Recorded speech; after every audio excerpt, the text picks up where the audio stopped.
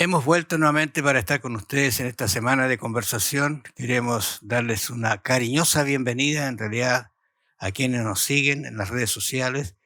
Gracias por sintonizar la radio y también por en la televisión de la Universidad Adventista. No sé si alguna vez usted se preguntó, quizás usted es un joven, mediana edad, un adulto, ese concepto de éxito. Alguien le preguntó, ¿usted ha tenido éxito en la vida? Y quizás no ha sido su respuesta así como decir, sí, he tenido éxito, no he sido exitoso. ¿Qué es el éxito? ¿Cómo se logra? ¿Dios también quiere que usted sea exitoso en sus planes, en sus proyectos? Vamos a conversar de eso un poquito. Bienvenido, Pastor Luis. Un gusto saludarte, Raúl. Siempre alegre y agradecido a Dios porque puedo hacer algo por nuestros auditores. Estos comentarios pueden ser muy útiles para ellos y esperamos que el Espíritu Santo nos acompañe también una vez más para poder decir lo que es correcto. Sí, yo a veces, no sé qué pasa, pero algunas personas a veces frente a la vida tienen un concepto un poquito, voy a decirlo así, deprimido. Como que no logran las cosas, mira, me sale bien, yo no tengo éxito, hago proyectos, fracaso. Ese es un concepto medio equivocado porque yo creo que el cristiano tiene éxitos en la vida, pero cómo los tiene, cómo debe enfocarlos.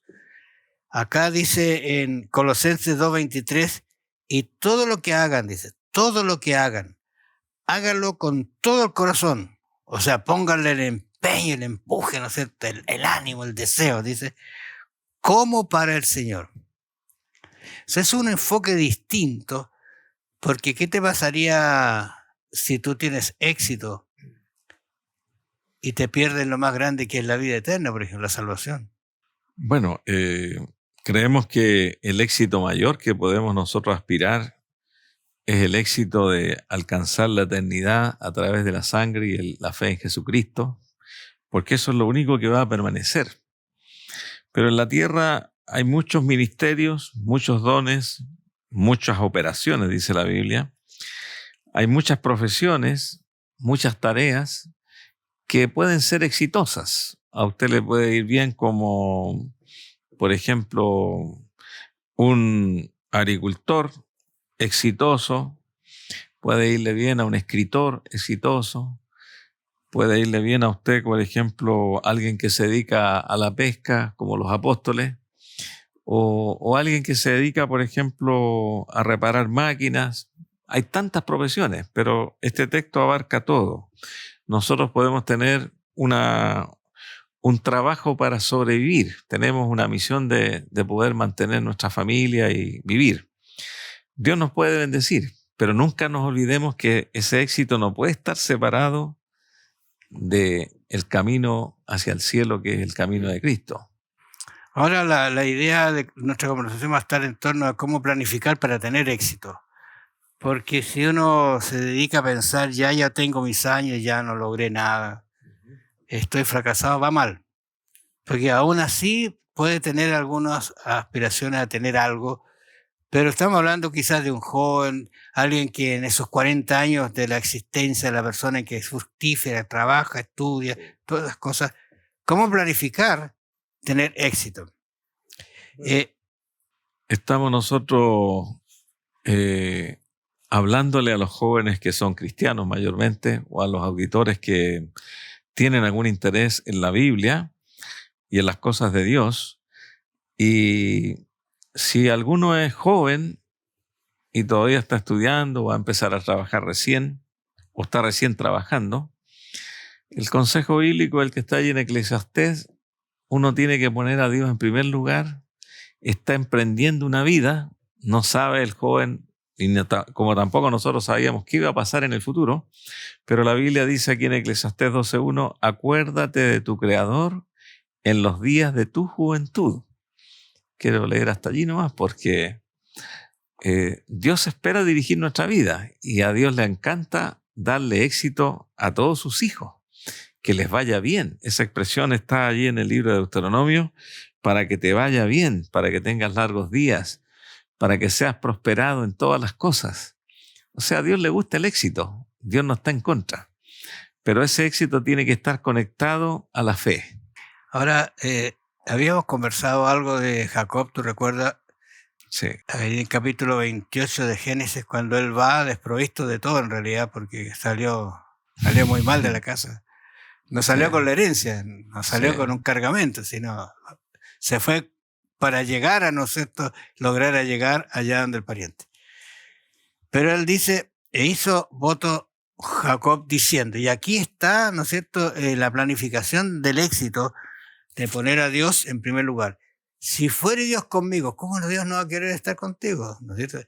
Si fuere Dios conmigo y me guardare en este viaje en que voy y me diere, y aquí vienen los detalles, mira, no está hablando los detalles, y me diere pan para comer y vestido para vivir, dos cosas. O sea, es como en la cadena esto de las necesidades, estos son los primeros, la comida y el vestido, una cosa así. Claro. Pero luego agrega algo que es la planificación que él hizo a largo plazo, porque él dice, y me dieres la posibilidad de volver. O sea, mira, ¿quién le dijo a Dios? Colocó a Dios en primer lugar, Señor, ya. Yo voy a andar contigo, voy a darte todo lo que tú te mereces, pero yo quiero que tú vayas conmigo, me prosperes, ¿no es cierto? Y me hagas regresar a mi casa porque aquí quiero volver. Le costó años. Sí. Pero estaba Dios ahí presente con él, pero a él tenía a Dios en primer lugar. Claro, y tal vez, aparte del trabajo que él tuvo en la casa del suegro, Dios se preocupó en este éxito futuro que esperaba tener Jacob y la bendición de Dios, encontrar a la mujer adecuada, encontrar a la persona con la cual un joven se va a casar y se espera que sea para toda la vida. Tiene que ser una mujer provista por Dios, y el texto acá nos dice, 2 Corintios 6, 14 y 15, esto es para los cristianos, no os unáis en yugo desigual con los incrédulos, y sigue agregando más detalles. Raquel era una mujer piadosa, cristiana, que creía en el Dios Jehová, era una mujer que iba a ser parte fundamental del éxito. Después hubieron problemas, se agregó Lea también. Sin embargo, Dios tenía un plan para Jacob, y los jóvenes deben considerar que un buen matrimonio con la persona indicada, con mucha oración, con mucha reflexión, sin apresuramiento, analizando las cosas con Dios, ayunando inclusive, porque una equivocación en la persona con la cual un joven se va a casar podría ser la causa del fracaso futuro, o podría ser la causa del éxito. Ahora, lo interesante, y quizás reflexionar sobre esto, que le cuesta a Dios salir adelante con los planes puestos en las manos de los hombres. Qué problema, porque ¿qué tiene que hacer? Entonces quizás uno, por otro lado, pensar y decir, bueno, si Dios tiene un propósito para mí, entonces esto que me está pasando a lo mejor es un propósito para lograr el éxito que Dios quiere para mí, no el éxito que yo quiero, porque normalmente el éxito que uno quiere es un éxito baladí, que se pierde, que se fuma.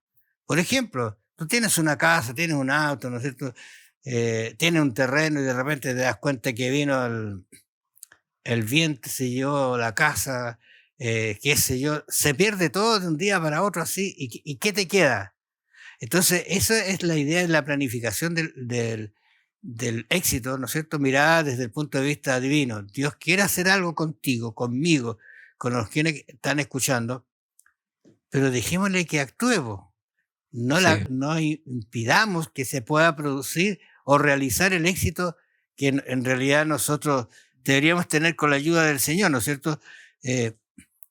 Eso es lo que quizás deberíamos pensar un poquito nosotros en ese sentido. Nos sorprendería y nos sorprende la forma como Dios actúa. Es por eso que hay que ser muy reflexivo, orar, porque no comprendemos los caminos de Dios.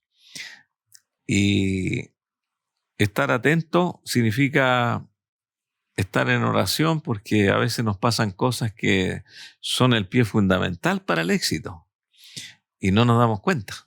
Claro. Y es algo que a veces no es material, porque Dios está más interesado en la estructura de nuestro carácter, porque si vamos a ser fieles a Él, para Dios no hay ningún problema abrir su mano, abrir las ventanas de los cielos y darnos éxito rotundo, pero el éxito pierde a mucha gente, la fama también. Claro, puede perder. Estaba pensando en lo que dijiste hace un rato acerca de no juntarse en yugo desigual con los infieles. Yo creo que a veces, o siempre uno debería pedirle a Dios que lo ayude a encontrar esa mujer que le ayudará a tener el éxito que Dios quiere. Porque uno debe mirar no solamente la figura, sino mirar un poquito más cómo es en la casa la persona, cómo es el trato con la familia, con los padres. Lo mismo deben mirar en uno, porque eso va a ser después hacia adelante. Se puede pintar, ¿no es cierto?, un pololeo o ¿no es cierto?, un noviazgo muy bien, pero después aparecen las cositas que enturbian. Y eso enturbia el éxito, ¿eh? Ese es el problema. Claro. Y Dios no está ajeno a darle señales claras a los jóvenes que están pensando casarse, señales a favor o en contra de crecer en esa relación. Dios, cuando el joven ora, Dios se encarga de darle señales positivas o negativas. O sea, Dios está de acuerdo con ayudar en este sentido. Yo creo que Dios tiene muy lindos planes para nosotros, especialmente para los jóvenes que están iniciando la vida y Él quiere que se cumplan. Pongámonos en el carril correcto y van a aparecer las bendiciones que quizás insospechadamente no pasaron por nuestra mente, porque Dios tiene ese camino.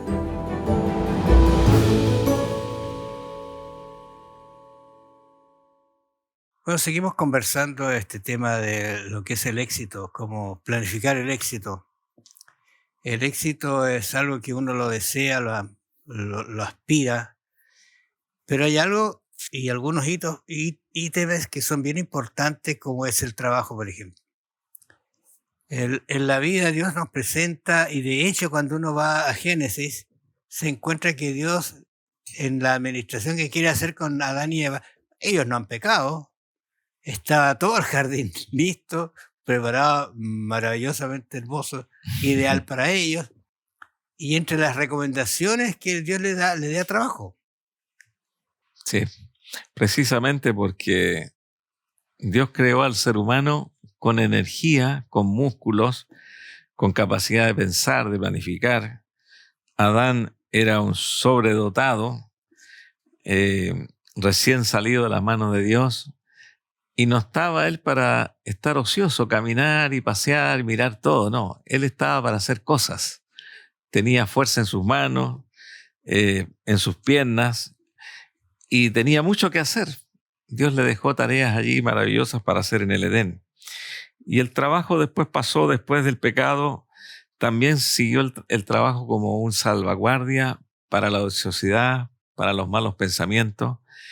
Y el trabajo ayuda a que la raza no se degenere. Sin trabajo la raza se degenera. El trabajo es una ayuda. Ahora, es increíble eso, porque cuando Jesús dice, a mí me gusta mucho Génesis 2.15, cuando Jesús dice, y tomó a Adán, lo tomó así, y lo colocó, dice, en el jardín. ¿Y qué le dice? Muy bien, ahí está tú, y ahora goza, pasea, diviértete, come del fruto. Lo colocó para que lo labrase y lo cuidase. Sí. O sea, está el concepto implícito del mayordomo. Sí. Esto te lo voy a dar, pero tienes que cuidarlo, tienes que mantenerlo, tienes que ver que los frutos están dando bien, que el árbol esté podado. Voy a decir, algunos quizás van a objetar porque algunos piensan, bueno, y en el cielo van a caer las hojas, van a morir las flores. Es una cuestión que no podemos acercarnos mucho cuando la Biblia no nos da detalles de esas cosas. ¿Pero por qué? Si este es un proceso. Pero había algo que hacer. Sí, efectivamente era un trabajo agradable, no cansador. Después del pecado, con el sudor de tu frente te ganarás el pan, dice la escritura ahí en el Génesis 3. Pero también la Biblia incentiva, y mucho el libro de Proverbios, a ser un diligente trabajador, pero equilibrado. Claro. Y el libro de Proverbios condena mucho la pereza, la indolencia, la flojera. O sea, como dice, hacerlo para el Señor con todas tus fuerzas. El trabajo es digno y todo lo que te viniera a la mano para hacer, hazlo según tus fuerzas. No comerás el pan de balde, dice también Pablo, y no ser gravosos, sino ser ayudadores, trabajar para ayudar a otros. Fíjate que voy a decir francamente, escuché a alguien que hizo un comentario sobre una persona bien popular en el mundo, no voy a decir el lugar, Sí. que en su juventud fue hippie y que el relato dice que lo echaron por flojo. O sea, cuando uno dice esta situación de estos personajes que en realidad parece que no hacen nada, pero algo hay que hacer. O sea, ¿cómo sería entonces que lo echaron? O sea, en un ambiente donde tú llegas y estás y no haces nada, ¿qué pasa con ese ambiente? Lo deterioras, lo echas a perder. Sí. No puede ser. Tiene que haber una actividad. Entonces el trabajo comienza a ser... Mira, incluso cuando habla de Eclesiastés 9:10 dice, todo lo que te viniera a la mano para hacer, hazlo. Ahí está, ¡pum! Sí. Incluso dice, hazlo según tus fuerzas. O sea, lo que tienes, el vigor. Entre 20 y 60 años, ¿no es cierto?, está ese momento en que el joven puede desarrollarse, planificar, casarse, tener hijos, tener una profesión, trabajar y darse el gusto de prosperar. Pero dice el texto, porque donde vas al final, ahí no va a haber trabajo, no hay pensamiento, no hay nada. Este es el momento de hacerlo. Entonces la bendición del trabajo es extraordinariamente buena. Me parece que sí. Y agregar algo importante también a lo que estás mencionando. No todas las personas realizan el trabajo que a ellos les gustaría hacer. Inclusive los jóvenes que estudian una profesión, hay un alto porcentaje, un tercio, no la ejerce, decide otras cosas después, porque finalmente no le gustó, y igual llegan a ser exitosos, no desarrollándose en su profesión. Entonces, lo que dice Eclesiastés da a entender que si a los 25 años te toca hacer una actividad y no te gusta mucho, a los 30 a lo mejor vas a estar haciendo lo que tú quieres. Pero tienes que tener paciencia, tienes que aceptar lo que te viene a la mano, porque a veces las oportunidades no llegan inmediatamente. Pero tienes que tener un norte, tienes que tener un objetivo y elegir lo que te gusta hacer y desarrollarlo con pasión, con deseos. Ahora, en estos años productivos, te nos dan 3 consejos acá en nuestra guía. Primero dice crear o proveer un entorno, ¿no es cierto?, cristiano, un entorno en el hogar, porque estás formando un hogar, un hogar cristiano. También dice enseñarles a tener disposición y aprecio por el trabajo para ti y para tu familia. Darle actividades a los hijos, a la familia, que todos cumplan un rol dentro de la casa. Y por último dice contribuir para una buena educación para esas futuras generaciones. Eso lleva, digamos, como dijéramos, una responsabilidad y un deber de estar detrás de eso para que eso se cumpla también. Sí, cuando los padres desarrollan un trabajo con alegría, con pasión y les gusta, los hijos observan. Mi padre es feliz trabajando en esto.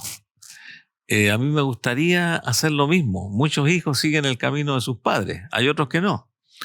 Pero el hecho de tener un trabajo que le apasione, aunque no sea el que le va a rendir más dinero, porque algunos piensan más en lo que va a ganar. No importa lo que yo haga, si yo gano harto, no me interesa lo que haga, pero hay que pensar de que el trabajo tiene que ser digno, tiene que agradarle, y el dinero viene por añadidura.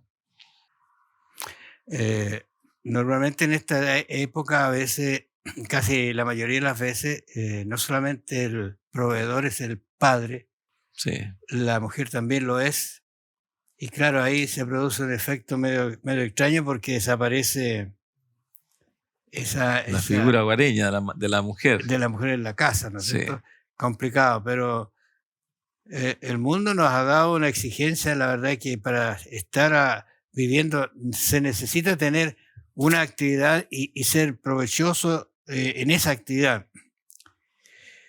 Porque el salmista dice, he aquí que herencia de Jehová son los hijos.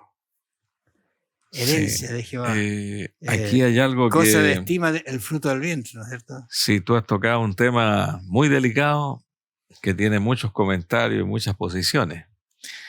Los niños en sus primeros años de vida necesitan tener una madre que los acompañe físicamente y en el tiempo, instruyéndoles hasta los 6 años. Pero no todos los niños tienen ese privilegio. Tienen una madre como ausente, un padre igual, y eso trae algunas consecuencias futuras y que hay que tener mucho cuidado porque el niño se está formando, es una mente en formación y a veces lo educan otras personas.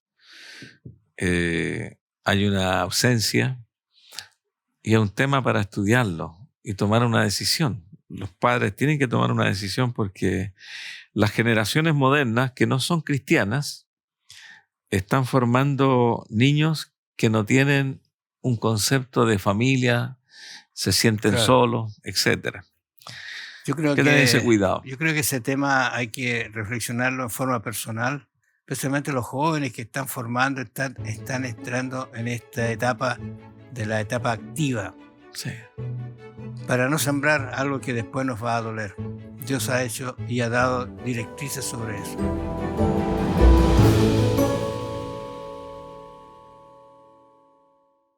Mirando el tema que estamos conversando, pareciera que la base de toda de nuestro éxito es el trabajar, porque no van a llegar las cosas gratuitamente. Y a veces cuando llegan gratuitamente se pierden, no se aprovechan, no se valoran. Entonces, por eso Dios desde el Edén hizo trabajar a Adán y Eva, un trabajo que no le era de nada, digamos, desagradable, sino agradable. Era lindo visitar el jardín. Pero el pecado ha traído sus consecuencias y estamos así. Pero, ¿qué significaría eso de trabajar con integridad?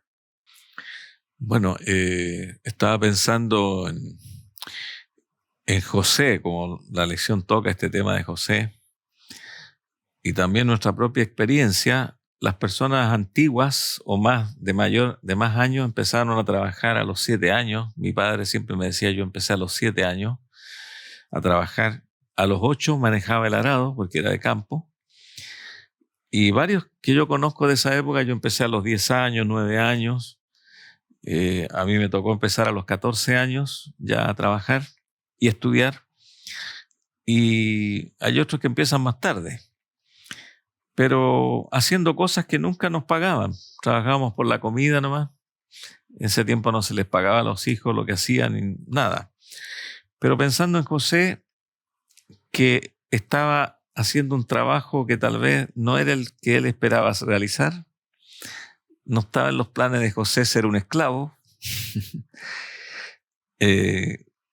pero era varón próspero. Allí la Escritura dice que José, Dios bendecía todo lo que hacía, todo lo que tocaba a su mano, él lo prosperaba. Porque estaba Dios con José. Esa expresión se repite 2 veces y dice, y lo que él hacía, Jehová lo prosperaba. Esta es una promesa para todos los jóvenes, para toda persona que está con Dios, que está con Cristo, que ora, que ha decidido ser fiel. Dios puede prosperar todo lo que hacemos y hacerlo con integridad, porque José era un hombre que el jefe Potifar le entregó la hacienda en sus manos porque el hombre era correcto, íntegro, hábil, trabajador. Decía yo, ¿para qué me voy a preocupar si este hombre es un hombre de plena confianza? Y tenía toda la razón. Esa confianza se gana en cualquier trabajo. Si los jefes ven que un joven es recto, correcto, que dice la verdad, que tiene sus cuentas ajustadas, que es una persona honorable, correcta, el jefe dice, no, este trabajador yo no lo pierdo por nada. Si me pide un aumento, se lo voy a dar. Y llegado el momento, el joven dice, me ofrecieron un trabajo en otro lado, por favor no te vayas. Dios puede hacer eso. Puede prosperar lo que hacemos si lo hacemos con Cristo, con el Señor. Es interesante ese detalle porque a veces también nosotros creemos que tenemos derechos y derechos se pasan un poquito hacia el otro lado.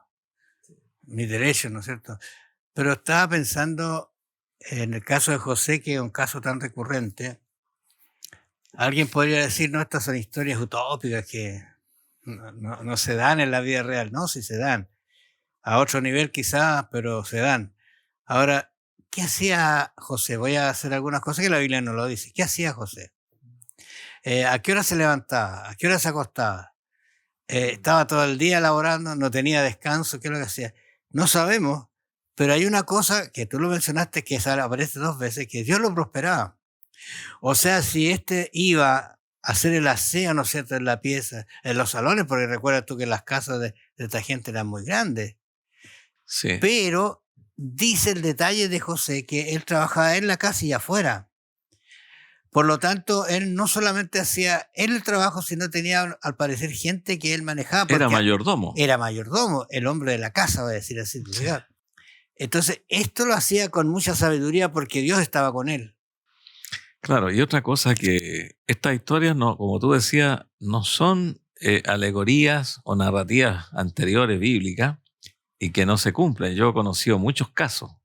Uno voy a mencionar sin nombre, solamente decir en el sector norte de Santiago. Él llegó, este hermano de iglesia, llegó joven a una empresa, primero como junior, como barrendero, como custodio, y dice él que cumplía fielmente, hacía más de lo que se le pedía. El jefe lo sacó de ese lugar, lo mandó a estudiar, dice, estudiar en las noches. Le dio después un cargo, le cambiaron un jefe, lo bajaron, lo volvieron a subir, pero resultado, después de 35 años, era el jefe de esa empresa desde Santiago hasta Puerto Montt. Y viajaba mucho, tenía sus vehículos. ¿Cómo él logró todo eso?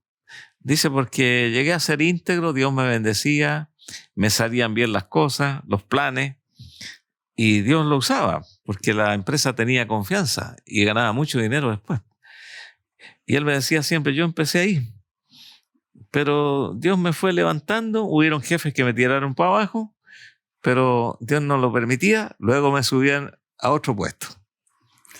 Claro, ahora lo interesante de esto es que uno debería buscar siempre consejos para tener, vamos a decir así, una orientación, porque el improviso también puede decir, no, yo estoy haciendo bien, yo soy capaz, tengo buen discernimiento, pero buscar aquí en Salmo, el primer Salmo de la Biblia, yo lo he leído varias veces y siempre pensaba, me parece siempre nuevo, fíjate cuando lo leo, porque dice, bienaventurado el varón que no anduvo en consejo de malos, ni en silla de escarnecedores se ha sentado.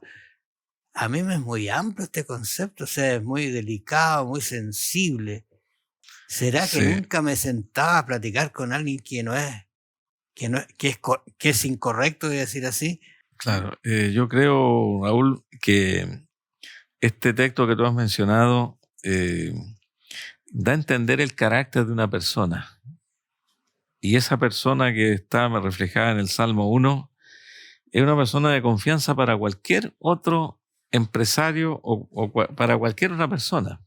Porque es una persona que no va a andar escarneciendo, es una persona prudente, reservada, ubicada, una persona que dice lo que va a hacer, no anda con alguna mentira y es una persona transparente. Entonces despierta la confianza. Y esa confianza vale oro. Por eso dice el proverbio que la buena fama vale más que el dinero. Una persona que tiene buena fama, un buen prestigio, es más que el dinero. El dinero se va, el dinero se puede terminar, pero la fama no, el prestigio. Estaba pensando que el texto me aclara a mí algunos conceptos de José. Voy a volver atrás, fíjate. Sí. Porque el texto aplicado así en ese sentido de valorar lo que se está haciendo, de tener consejos piadosos para orientarse, dice: bienaventurado el hombre que no anduvo, pero dice un detalle: sino que en la ley de Jehová está su delicia. O sea, todo lo que hacía José, todo lo que hago yo, lo que haces tú, lo que va a hacer cualquier persona, joven, adulto, que esté trabajando, que no salga de su mente la ley de Jehová. Por ejemplo, un detalle muy, muy simple. Me dan un trabajo y el trabajo lo termino ponerte en 1 hora. ¿Y después qué hago? ¿Pongo a jugar? Sí. No me está viendo nadie. Llego tarde, me voy primero, me preparo antes que aparezca el reloj sonando la salida y ya estoy listo. Claro, o sea, te fijas que hay cosas que están rayando ya la pecabilidad, o sea, el ir traspasando la ley de Dios, porque también es parte de la honradez. Sí, la meditación, la reflexión, la comunión con Dios. Algunos dicen, perdí media hora en comunión con Dios. Pero la comunión con Dios clarifica la mente, aumenta la sabiduría, aumenta la inteligencia, y uno se pone en contacto con el ayudador supremo que es Dios. Por lo tanto, no le puede ir mal. Algunos dicen, dejé de trabajar el sábado y ahora estoy en la iglesia alabando a Dios todo un día, las cosas espirituales, el día sábado, y dejé de ganar dinero. No importa, Dios lo devuelve después. Con creces. Ahora hay algo interesante. Estaba pensando en este José y en los piadosos que puedan estar en un trabajo. Involucrarse en la actividad de ese trabajo de tal manera que sea parte de mía. No que yo hago esto y total, ellos verán lo que hacen. Yo recuerdo un incidente que me escuchaba alguien. Era el que estaba en la puerta de un edificio, el que atiende a las personas que pasan. El conserje. Un conserje. Estaban haciendo el edificio. Ya. Entonces una pregunta entre las conversaciones: ¿y tú qué haces aquí? Bueno, estamos construyendo un edificio. Interesante ese concepto, te fijas, involucrado en esa actividad. Sí. Y eso puede darle realmente éxito a la persona. Hay varios consejos que leer aquí, sería bueno eso. Y a lo mejor lo vamos a tomar en algún tiempo. ¿Se ha sentado usted a planificar su futuro, su vida, su trabajo, su actividad, la esposa, los hijos? ¿Lo ha hecho? ¿Quiere ser un hombre, una mujer de éxito? No. Estos consejos le van a servir. En nuestra guía tenemos varios consejos. Organizarse, por ejemplo, gastar menos, ahorrar parte de... Siempre tener un lugarcito donde ahorrar, ¿no es cierto? Evitar las deudas, como lo dijimos en la actividad pasada. Ser un trabajador diligente, dice, ser fiel a Dios y recordar que esta no es nuestra tierra, sino la tierra futura. Que el Señor los bendiga y los acompañe. Vamos a encontrarnos la próxima semana.